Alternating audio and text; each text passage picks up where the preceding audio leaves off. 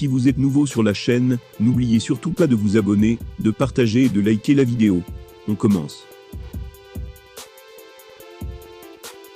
Toujours en attente d'un pas en avant de l'UFC, pour faire son retour dans l'octogone, Francis Ngannou profite de son temps libre pour revenir dans son pays natal. Il s'y est notamment affiché en train de pratiquer une autre discipline sportive, dans laquelle sa carrure fait beaucoup plus tâche.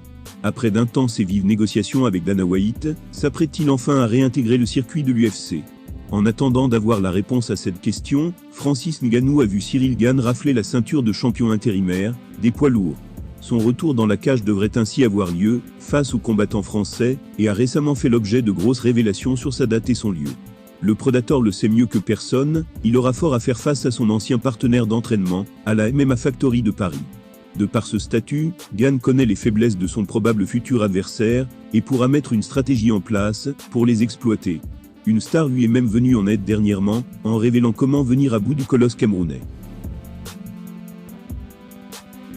Mais en attendant de remettre son titre en jeu, ce dernier peut se permettre quelques petites escapades, dans le monde entier.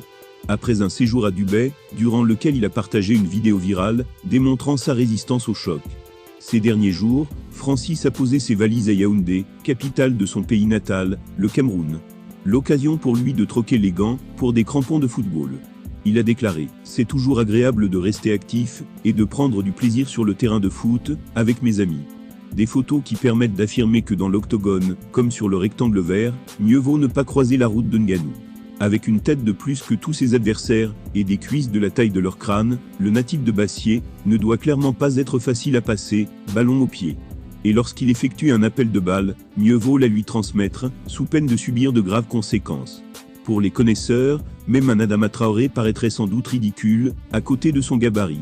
À n'en pas douter, Francis Ngannou reste malgré tout, meilleur combattant que footballeur. Et c'est bien avec cette première casquette, que ses fans ont hâte de le retrouver. Souhaitons-le très prochainement.